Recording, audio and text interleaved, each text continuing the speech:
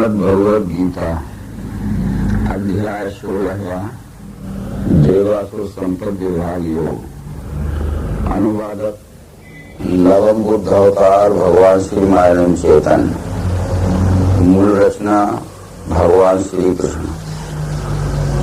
श्री भगवान बोले, निर्भय चित्त की शुद्धि रहना ज्ञान योग में, देखना सोचना यज्ञदम प्रेम उदारता, अहिंसा सत्य अक्रोध त्याग शांति अपैशन, भूत दया अलोलुपता लज्जा अचल नम्रता, तेज क्षमा धृति शौच अद्रोह अतिमानता, देवी संपत्ति वालों में दिखे गुण भारत। ये देवासुर संपद विभाग योग नाम के 16वें अध्याय में भगवान श्री कृष्ण ने जिज्ञासु भक्त प्रवर अर्जुन को देव और आसुर की पहचान कराई गई है।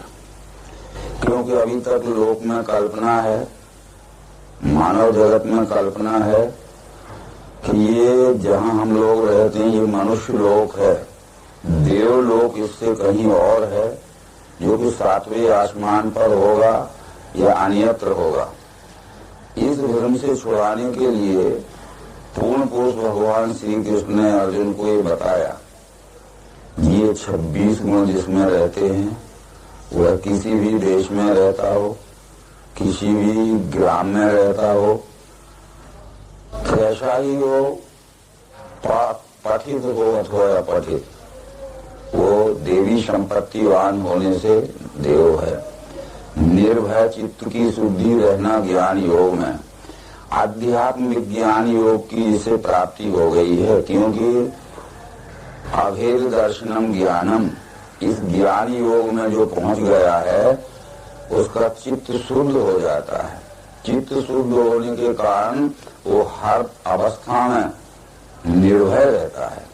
देखना सोचना यज्ञदम प्रेम उदारता, किसी बात को सुनकर और पुस्तक में पढ़ के नहीं मानता है, प्रत्यक्ष देखकर पहचान कर मानता है।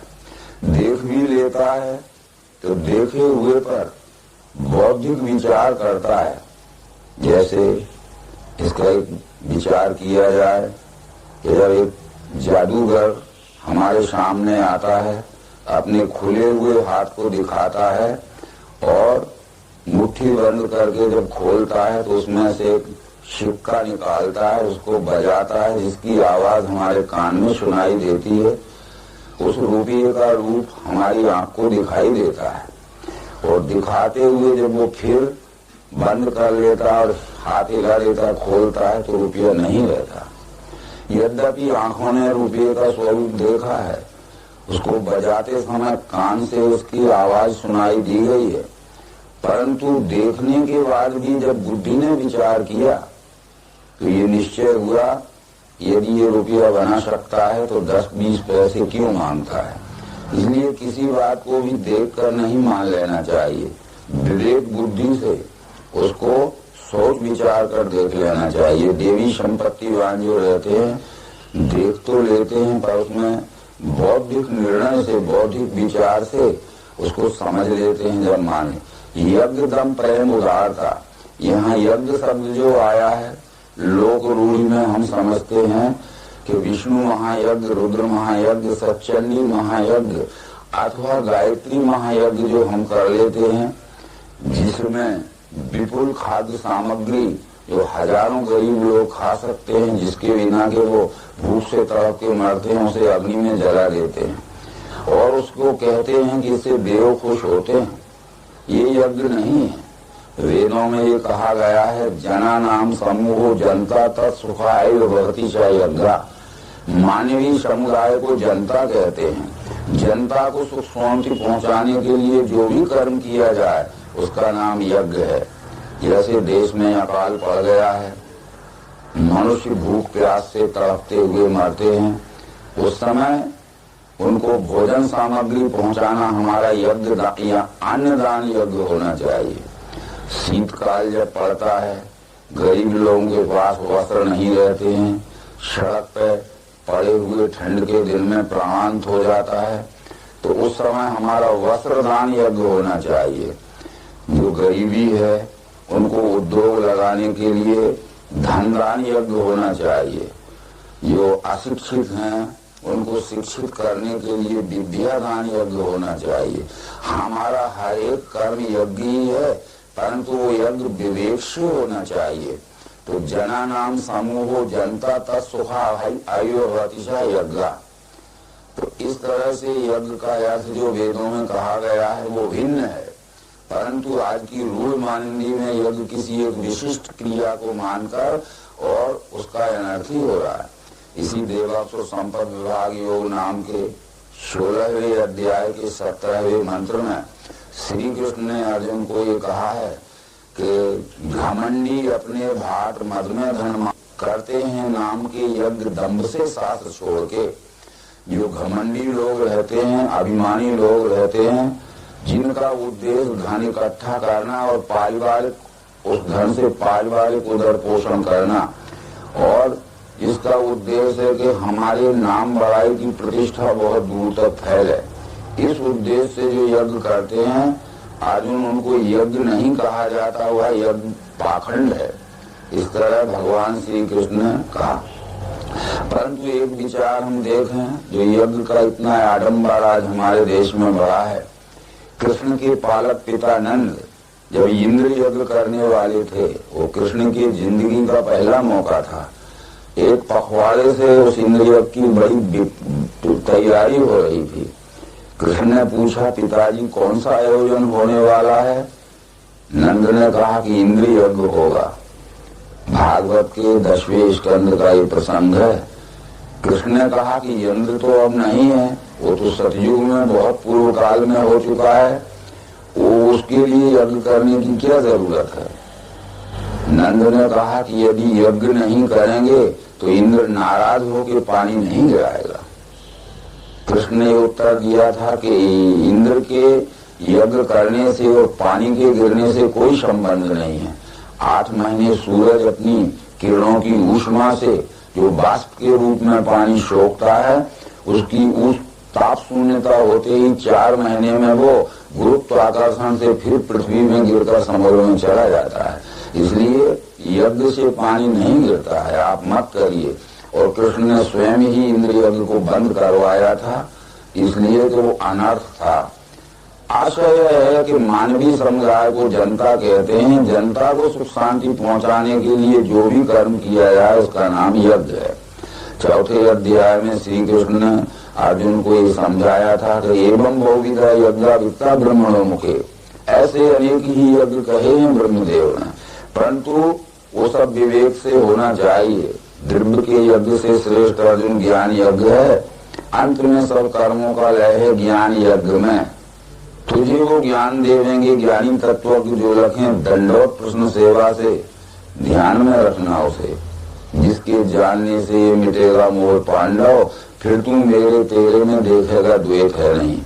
ये सबसे बड़ा यज्ञ जीव और ब्रह्म की एक आत्मता का प्रत्यक्षीकरण दर्शन युक्त प्रयोग है। इसलिए ये दम, इंद्रियों को बस में रखना, प्रेम, मानव मात्र सरल व्यवहार करना, उदारता यानी सबके साथ में, यानी कंजूसी से नहीं तो उदार दिल से प्रेम का व्यवहार करना, अहिंसा सत्य क्रोध त्याग शांति अप्रसन्न। अहिंसा का अर्थ जितना भी भाष्यकारों ने किया है वो अहिंसा का अर्थ किया है कि किसी को दुख पहुंचाना ये हिंसा है और दुख ना पहुंचाना अहिंसा है। परंतु केवल नवम अवतार भगवान श्री महाराज चेतन जी ने उसके साथ एक शब्द जोड़ा है, अकारण दुख पहुंचाना हिंसा है, पर कारण उपस्थित होने पर उसको मृत्यु दंड देना भी अहिंसा है।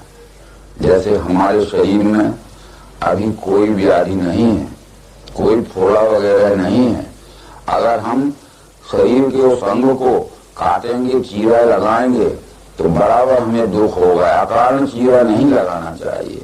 परंतु जब हाथ की अंगुली में यदि फोड़ा हो जाए, पेट की अतड़ियों में अगर अल्सर हो जाए, छोटी बड़ी आंत जहाँ जुड़ती है वो अपेंडिसाइटिस हो जाए, तो मृदु औषधियां करने पर भी जब हमारा रोग शमन नहीं होता है तब हम ही बखुशी और प्रेम से अपने ही शरीर पर ऑपरेशन करवा लेते हैं, चीरा लगवा लेते हैं।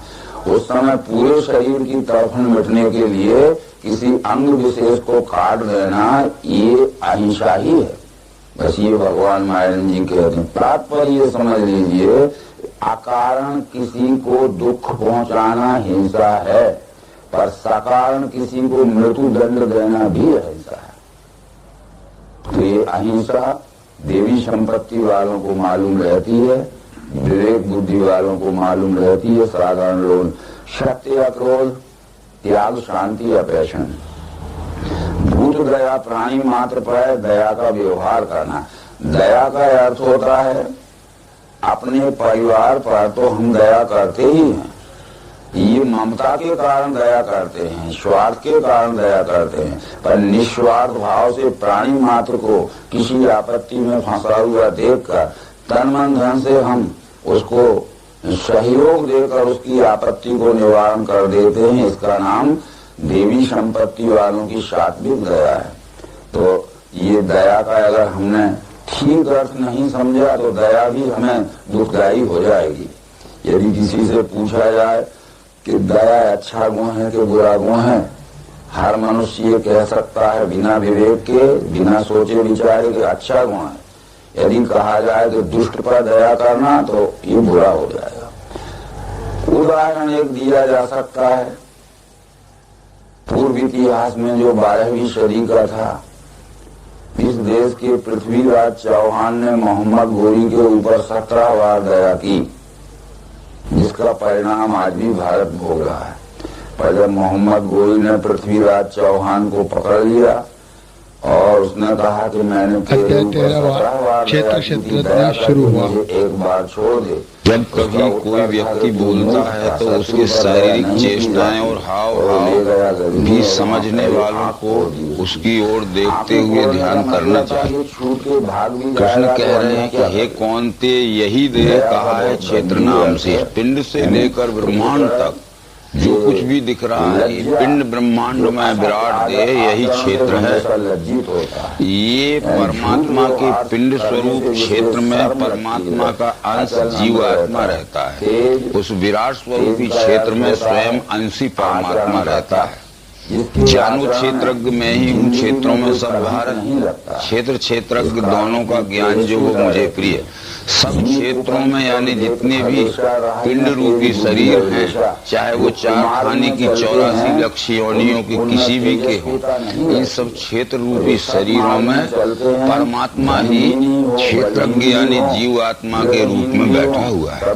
तो इस तरह से इसको पहचानना, परंतु वो क्षेत्र क्या है, कैसा है, कर्म क्या क्या विकार है, क्षेत्रज्ञ कौन है, उसकी शक्ति क्या है, अल्प में सुनो। क्षेत्र किसे कहते हैं, क्षेत्र कैसा है और क्या है, क्षेत्रज्ञ किसे कहते हैं, क्षेत्रज्ञ की पहचान क्या है और उनसे होने वाले कर्म क्या है। ये बहुत थोड़े में मैं तुझे समझा रहा हूँ अर्जुन, उसको समझा। गाया है ऋषि छंदों ने इसे नाना प्रकार से, कहा है दृढ़ युक्ति से पदों में ब्रह्मसूत्र ने। अनेक ऋषियों ने अपने अपने समय में, सतयुग में, त्रेता में, द्वापर में, जो हरेक युग में बड़े बड़े तत्वदर्शी ऋषि हो गए हैं, उन सब ऋषियों ने अपने अपने देश काल उचित समय में, अपने अपने भाषा में इस क्षेत्र क्षेत्रज्ञ का अनेक नामों से निरूपण किया है। किसी ने क्षर कहा, किसी ने साकार कहा, किसी ने सगुण कहा, तो किसी ने प्रकृति कहा आदि। इस तरह से किसी ने अक्षर को क्षेत्रज्ञ कहा, किसी ने निराकार कहा, किसी ने निर्गुण कहा, तो किसी ने पुरुष कहा आदि। तो इस क्षेत्र क्षेत्रज्ञ के ही विषय में समझाया। ब्रह्मसूत्र यानी वेदांत ने भी इसी सगुण निर्गुण के विषय में समझाया है, भिन्न कुछ नहीं समझाया। परंतु देश कालोचित भाषा में अपने अपने समय में अनेक नामों से इस एक ही परमात्मा की पहचान कराई गई है। परंतु अंतर ये हो गया कि बहवो ही शब्द एक अर्थ भवन्ति एकस्य शब्दो बह्वोऽर्थ। एक शब्द के प्रसंगानुसार बहुत अर्थ हो जाते हैं और बहुत शब्दों के भी प्रसंगानुसार एक अर्थ होता है। तो वो एक शब्द के जो बहुत अर्थ होते हैं, जैसे क्षेत्र, उसके बहुत अर्थ प्रकृति, क्षर, सगुण, अपराय आदि, उनको अलग अलग ही मानने लगे लोग। तो इस कारण से मैं वो अलग अलग न मानने वाली बात एकात्मता में जोड़ने के लिए तुझे समझा रहा हूँ। क्षेत्र की यानी सगुण की या साकार की पहचान पहले कहा रहा है। पंचभूत अहंकार बुद्धि चित्त 10 इंद्रियां मनोरेंद्रियों के 5 विषय भी गिनो। इच्छा द्वेष शोक पीड़ा दे चैतन्य धैर्य अल्प में क्षेत्र और तिसके विकार समझा दिए। पंचभूत यानी पृथ्वी जल अग्नि वायु आकाश, अहंकार 6 बुद्धि 7 चित्त 8 और उसमें 10 इंद्रियां और जोड़ी तो 18 और मन 19 और इंद्रियों के 5 विषय शब्द स्पर्श रूप रस गंध, ये सबका मीजान यानी टोटल 24 होता है। 24 अंगों का बना हुआ परमात्मा का जीवात्मा का रहने का यह पिंड स्वरूप शरीर ही क्षेत्र है और 24 अंगों का ये स्वयं परमात्मा का रहने का ये विश्व विराट रूप ही क्षेत्र है। पिंड ब्रह्मांड की रचना एक सरीखी होने से ये जो पिंड में है वही वही ब्रह्मांड में है। ये सांख्य शास्त्र के सिद्धांत से गिनती बताई गई है। सांख्य शास्त्र के रचयिता कपिल मुनि ने, जिसे भगवत गीता के विभूति योग नाम के 10वें अध्याय में कृष्ण ने कहा है सिद्धा नाम कपिलो मुनि, ये कहा गया है कि चतुर्विंशति तत्वज्ञः यत्र तत्र आश्रम वसेत जटा मुंडी शिखा मुंडी वापी मुच्यते नान्त संशया। पिंड ब्रह्मांड की रचना के 24 तत्वों का ज्ञान जिस व्यक्ति को भी हो गया है, वो कहीं भी रहे, चाहे वो सड़क के किनारे रहे, झाड़ के नीचे रहे, झोपड़ी में रहे अथवा एयर कंडीशन की बिल्डिंग में रहे, परंतु पिंड ब्रह्मांड की रचना के 24 तत्वों का ज्ञान जिसे हो गया है वो मुक्त पुरुष है। वो जटावापी शिखा मुंडी यानी सिर घुटावे न घुटावे, कंठी माला तिलक लगावे पहने न पहने, वो मुक्त पुरुष है। इस तरह से ये 24 तत्वों का बना हुआ ये शरीर है, 24 तत्वों का बना हुआ ये ब्रह्मांड है। अंशी भाव से पिंड ब्रह्मांड की रचना एक सी है। इसमें 7 विकार, इच्छा यानी आसक्ति, पूर्ति नहीं हुई इच्छा तो द्वेष यानी बैर, इच्छानुसार वस्तु मिल गई तो सुख होता है, इच्छानुसार वस्तु नहीं मिली तो दुख होता है। संघात, जहाँ ये 24 अंग इकट्ठे रहते हैं उसमें चेतना रहती है यानी ज्ञान शक्ति रहती है, समझने की शक्ति है, धीरती उसमें धीरज रहता है। ये क्षेत्र की पहचान है। परंतु क्षेत्रज्ञ जो है जीवात्मा, ये लक्षण जिस व्यक्ति में हो जाए तो समझ लेना कि उसको अपने स्वरूप का ज्ञान हो चुका, क्योंकि सिम्टम्स जो रहते हैं लक्षणों से ही ज्ञानी की पहचान होती है। अमानित्व, दम्भित्व, हिंसा, शांति, सौम्यता, सुचित्त, सत्य से प्रीति, स्थिरता, स्वात्म निग्रह, वैराग्य, इंद्रिय अर्थों में हम वृत्ति उठे नहीं, अच्छा हो गए बुरा हो गए, इससे शांति नहीं हिले। तो मान अभिमान न रहना, दम्भ यानी झूठी बात कभी न बोलना, अहिंसा या कारण किसी को दुख न देना, शांति यानी हर अवस्था में शांत रहना, सुख दुख के मान अपमान के हर समय मौके आते हैं परंतु अपने चित्त में किसी प्रकार का विषम उद्विग्न भाव न आना। सौम्यता, सबसे सरल व्यवहार करना, कुटिल व्यवहार न करना। ये जिस मनुष्य में ईश्वर का ज्ञान हो गया है उसके इन लक्षणों से पहचान होती है।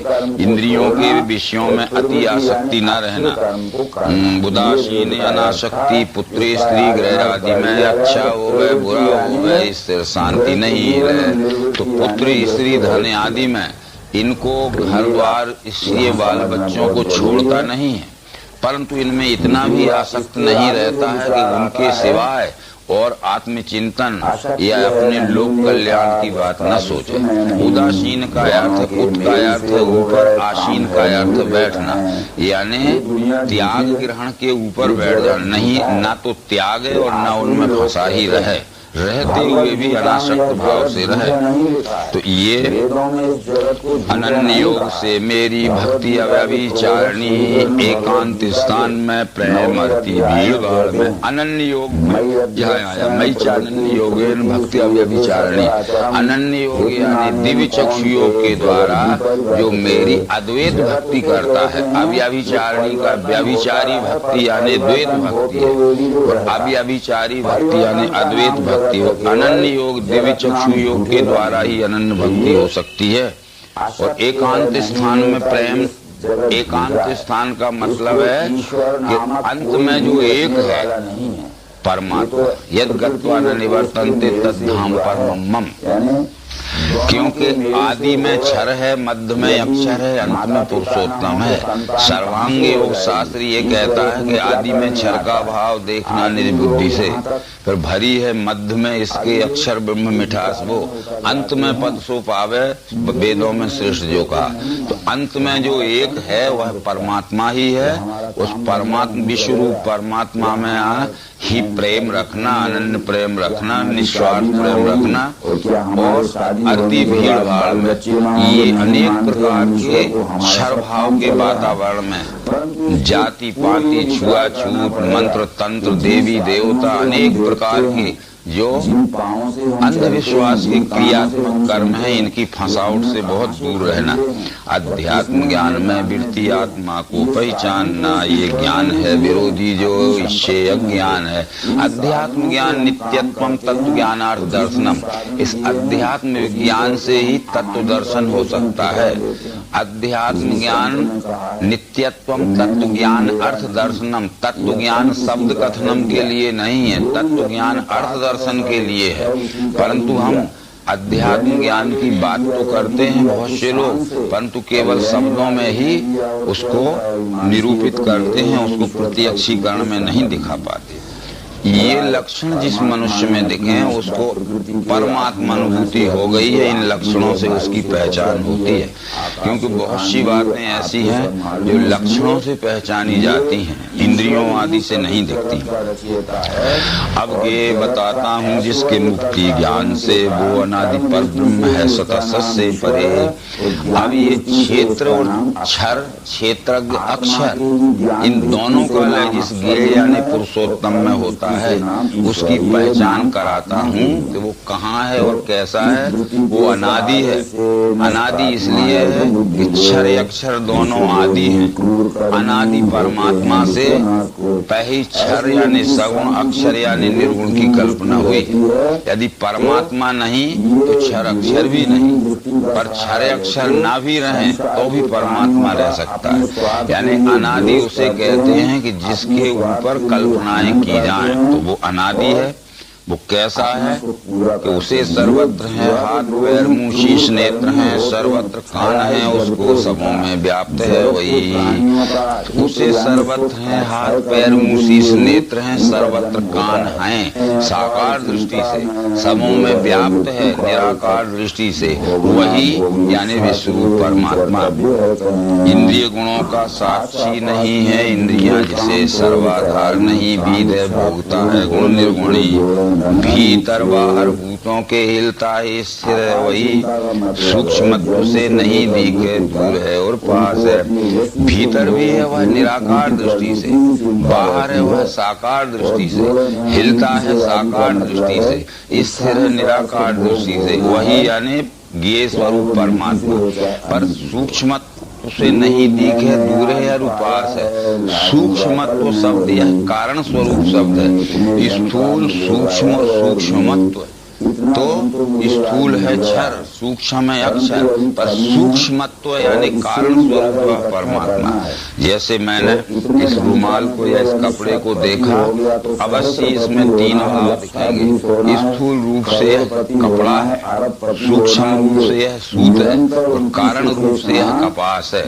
पर जब पूछा जाएगा कि क्या है तो सब लोग कहेंगे कपड़ा है, परंतु कपड़ा काय का बना है तो कहेंगे सूत का बना है। सूत किस चीज का बना है तो कपास का बना है। तो ये एकदम से हमें कपड़ा दिखता है, तो जब विचार से देखते हैं तो कपड़ा सूत का बना है, और गहरी सूक्ष्मत्व दृष्टि से देखते हैं तो सूत कपास का बना है। इसलिए कपड़ा है क्षर, सूत है अक्षर, और ये कपास है पुरुषोत्तम।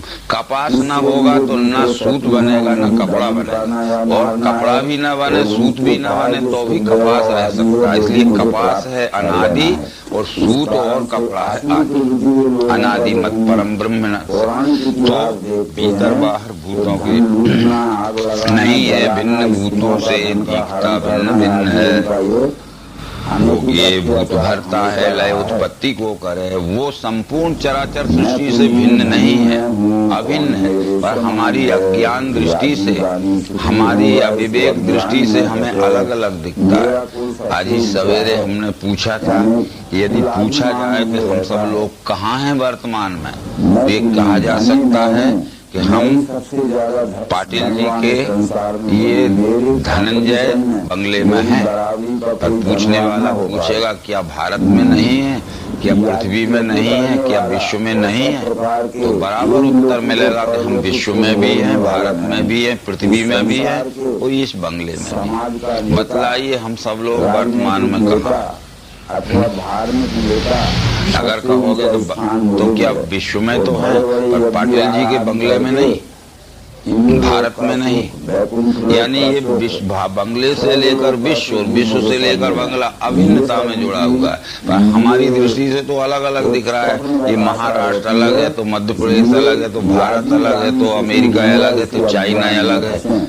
तो ये नहीं है भिन्न, वो सूक्ष्म, वो ज्ञेय भूत भरता है, लय उत्पत्ति को करे। वो ज्ञेय नाम है परमात्मा का, संपूर्ण भूतों का धारण करने वाला है, सत्वगुण यानी विष्णु के रूप में उत्पन्न करने वाला है, रजोगुण यानी ब्रह्मा के रूप में, और विष्णु सबको लय करने वाला है, शंकर यानी तमोगुण के रूप में। वो ज्ञेय भूत भरता है, लय उत्पत्ति को करे, भूत वृत्ति तत्त ज्ञेयम गृष्णु प्रविष्णु। अच्छा, सूर्य में तेज उसका है, कहा है तम से परे ज्ञान के ज्ञान गम ये में सबके वसा। ये सूर्य में भी उसका तेज है। क्यों? कि उसके तेज से परमात्मा के अक्षर और क्षर भाव वो प्रकाशित होते हैं। परमात्मा के क्षर भाव से अग्नि प्रकाशित होता है, तो अग्नि से सूर्य प्रकाशित होता है, और सूर्य इस पृथ्वी में प्रकाश देता है। इसलिए परमात्मा क्षर अक्षर का प्रकाशक है, परमात्मा का क्षर भाव अग्नि का प्रकाशक है, और अग्नि सूर्य का प्रकाशक है। तब सूर्य इस पृथ्वी को प्रकाश देता है। सूर्य यथा सर्वलोकस्य चक्षु, वेद में इस बात को कहा गया है, अग्नि मूर्धा चक्षुषी चंद्र सूर्यो। अग्नि परमात्मा का सिर है, सूर्य चंद्र परमात्मा के नेत्र हैं, और इस तरह से सूर्य को भी प्रकाशित करता है। यह संक्षेप से क्षेत्र ज्ञान ये बता दिया, जानने से इसे पावे मेरा भक्त अनंता। यह बहुत थोड़े में क्षेत्र यानी क्षर, क्षेत्रज्ञ यानी अक्षर, और दोनों का लय स्थान ज्ञेय यानी पुरुषोत्तम। ये तुझे थोड़े में समझा दिया अर्जुन। जो इसको जान लेता है वही मेरा अनन्य भक्त बनता है।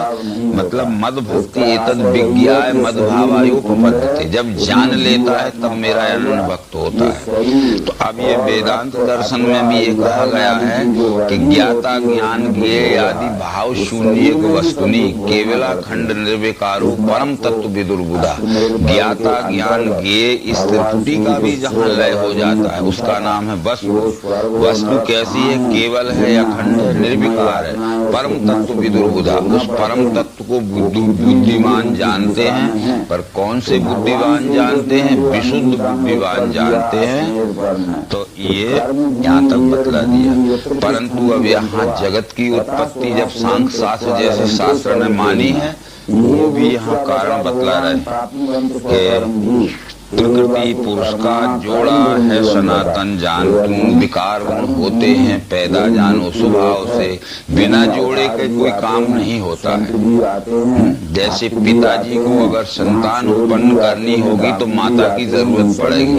परमात्मा को जब ये 4 लाख योनि की सृष्टि को उत्पन्न करने की इच्छा हुई तो उसको प्रकृति का सहयोग लेना पड़ा। तो प्रकृति पुरुष का जोड़ा है सनातन, जान तू विकार गुण होते हैं पैदा जानो स्वभाव से। यानी विकार कहते हैं प्रकृति से होने वाले सतरस्तम 3 गुण और शब्द स्पर्श रूप रसगंध पंच तन्मात्र। परंतु इनसे होने वाले जो आगे के हैं, सतरस्तम से मन बुद्धि अहंकार और शब्द स्पर्श रूप रसगंध पंच तन्मात्र से पंच महाभूत। तो ये विकार और गुणों के विकार ये स्वभाव से यानी प्रकृति से होते हैं। प्रकृति से हुए पाठ गुण सत्व। कार्य कारण कर्तव्य इनका भी स्वभाव है। सुख दुख आदि भोगों का साक्षी पुरुष है का। कार्य कारण कर्तव्य इनका भी स्वभाव है। कार्य कारण कर्तव्य हेतु प्रकृति रुचिते। कार्य कहते हैं प्रकृति से होने वाला कार्य जो है 3 गुण है और 5 तत्व।